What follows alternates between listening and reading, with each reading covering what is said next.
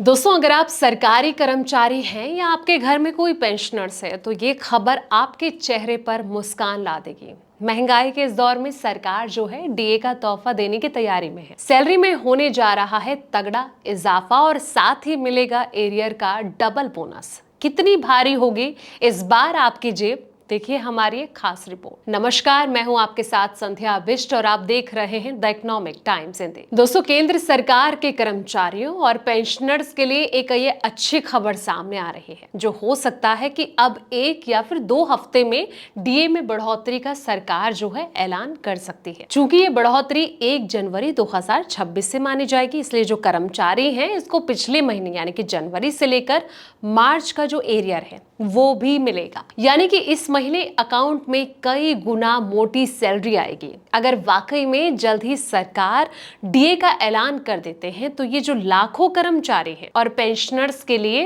राहत भरी खबर हो सकती है, जो कि लंबे समय से इसका जो इंतजार कर रहे थे। दोस्तों, रिपोर्ट्स के मुताबिक ये कहा जा रहा है कि सरकार इस बार डीए में लगभग 3% की बढ़ोतरी कर सकती है। चूंकि अभी डीए की जो दर है 58% है, इसलिए इस बार की जो बढ़ोतरी है इसके बाद ये बढ़कर 61% हो जाएगी। इससे पहले अक्टूबर 2025 में डीए को 55% से बढ़ाकर 58% किया गया था, जो कि 1 जुलाई 2025 से लागू हुआ था। अब सवाल ये कि कितनी बढ़ेगी सैलरी।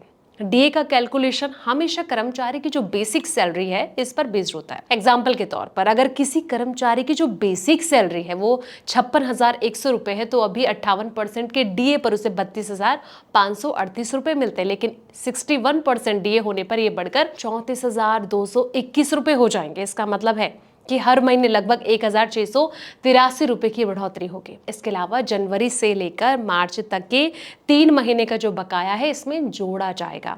नतीजन अप्रैल की सैलरी के साथ लगभग 6,732 रुपए का जो अतिरिक्त भुगतान है वो मिल सकता है। हालांकि जो ये रकम है हर कर्मचारी की बेसिक सैलरी के हिसाब से अलग अलग होगी। दोस्तों, बता दें कि डीए बढ़ने पर टीए भी बढ़ेगा। रिटायरमेंट के बाद जो है मिलने वाली जो ग्रेजुइटी होती है इसकी रकम भी बढ़ेगी। दोस्तों, अब सवाल ये कि किन्हें होगा ये फायदा। तो डीए में इस बढ़ोतरी से लगभग 4.9 मिलियन केंद्र सरकार के जो कर्मचारी हैं, लगभग 6.8 मिलियन पेंशनर्स को फायदा मिलेगा। बढ़ती महंगाई के बीच उनके लिए जो राहत है बहुत जरूरी मानी जा रही है।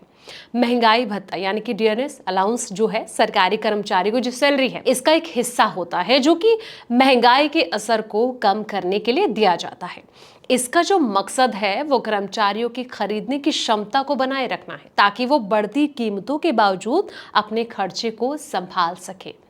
8वें वेतन आयोग पर भी अब नजर जो है वो लगातार जाती जा रही है। सरकार 8वें वेतन आयोग की जो प्रक्रिया है इसे भी जारी रखते हुए, हालांकि इस मूल रूप से 1 जनवरी 2026 को लागू किया जाना था, लेकिन अब इसके 2027 के मध्य तक लागू होने की उम्मीद है। फिलहाल कर्मचारियों के लिए सबसे बड़ी राहत डीए में बढ़ोतरी हो सकती है। दोस्तों, ऐसे में आपको क्या लगता है कि सरकार आखिर कब तक ऐलान कर सकती है, कितनी सैलरी बढ़ सकती है, कितना डीए में इजाफा हो सकता है? आपकी क्या राय है? कमेंट सेक्शन में अपनी राय जरूर दें।